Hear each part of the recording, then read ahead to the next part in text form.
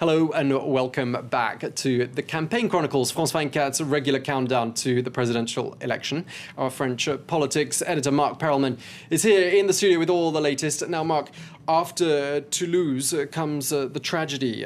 Did the intelligence services here in France make a blunder? They seem to have known a lot about Mohamed Merah in the build-up to all of those deadly shootings. What have you got? What more can you tell us? Well, it's been the story after the tragedy because Mohamed Merah had a number of offenses for which he was convicted when he was a youth. And then he made two trips, especially to Afghanistan, to Pakistan. When he came back, he was interrogated by the French Internal Security Services. He landed on the US no-fly list. However, he was let go, and we know how tragic that became. So, interestingly, yesterday morning, the conservative foreign minister probably felt that this was coming, and so he kind of preempted the reaction by saying, okay, if there's an intelligence lapse, we need to clarify it.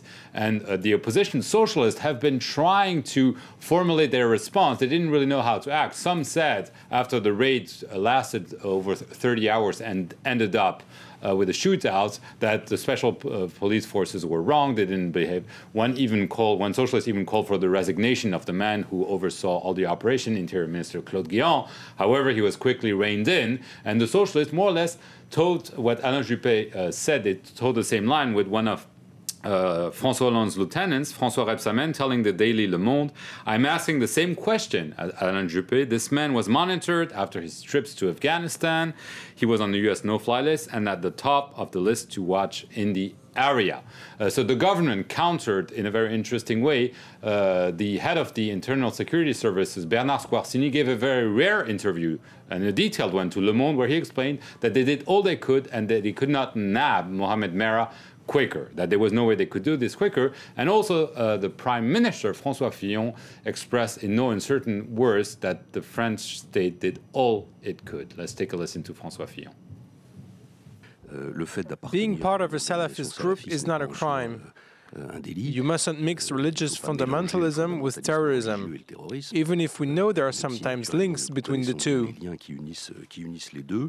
No, there were no reasons to arrest Mohamed Merah. All right, the French Prime Minister François Fillon speaking there.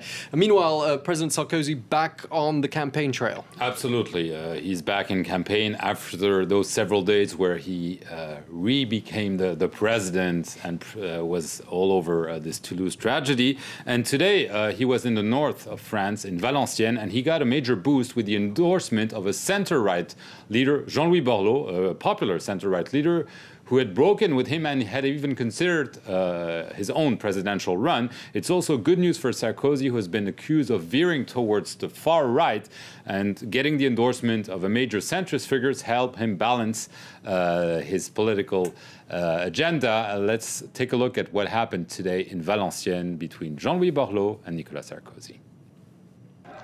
Could he be the lifeline Nicolas Sarkozy's campaign needs? Jean-Louis Borloo, a one-time environment minister in Sarkozy's government. Will you ask people to vote for Nicolas Sarkozy? Of course. I'm here to back his social policies. Borloo's support could prove crucial to wooing France's centrist voters. I'm glad that Jean-Louis is supporting me because I need him. What's changed? We thought you'd each gone your separate ways. Just because you thought it, that doesn't mean it's true.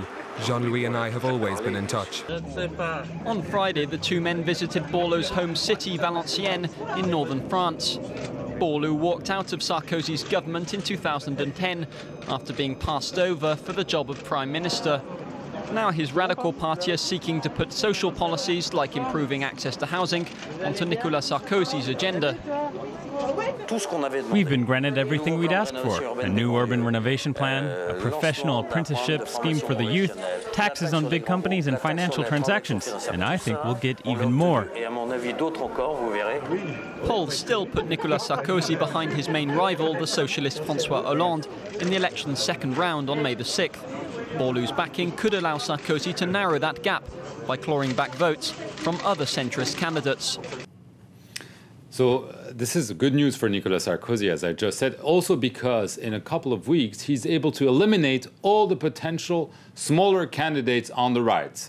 Jean-Louis Borloo is the last one to rally behind him, but all the others have done so, and that's good news for Nicolas Sarkozy because he certainly needs all the votes he can take on the right. He's already behind François Hollande in the polls, so he has been able to manage that. He also got another more symbolic support from his Gaullist family with the former First Lady, Bernadette Chirac. It is interesting because her husband, the former president, Jacques Chirac, was caught saying in a joking way, maybe, that he actually supported François Hollande, that he would vote for François Hollande. After all this became public, the entourage of Jacques Chirac said, no, he was just joking and so on. But in recent days, reports said that Jacques Chirac still wanted to support François Hollande. So Bernadette Chirac made sure today in Corrèze, where both Hollande and Chirac are elected officials, that she supports Nicolas Sarkozy, and she made sure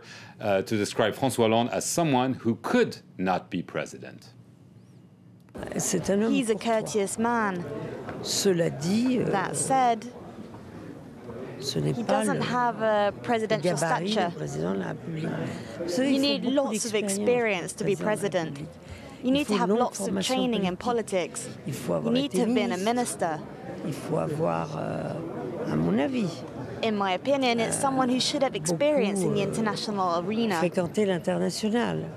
So it sounds like President Sarkozy's got a friend there in the form of the former French First Lady, Bernadette Chirac. Is that something that's going to give him a boost as well, do you think? Yes, because there was, let's just remind our viewers, there was tremendous tension between Jacques Chirac and Nicolas Sarkozy. They're from the same Gaullist family, but they feuded openly. When Jacques Chirac was president, Nicolas Sarkozy was one of his key ministers. He was Minister of Interior, but they feuded openly. I mean, it was vicious, it was bad.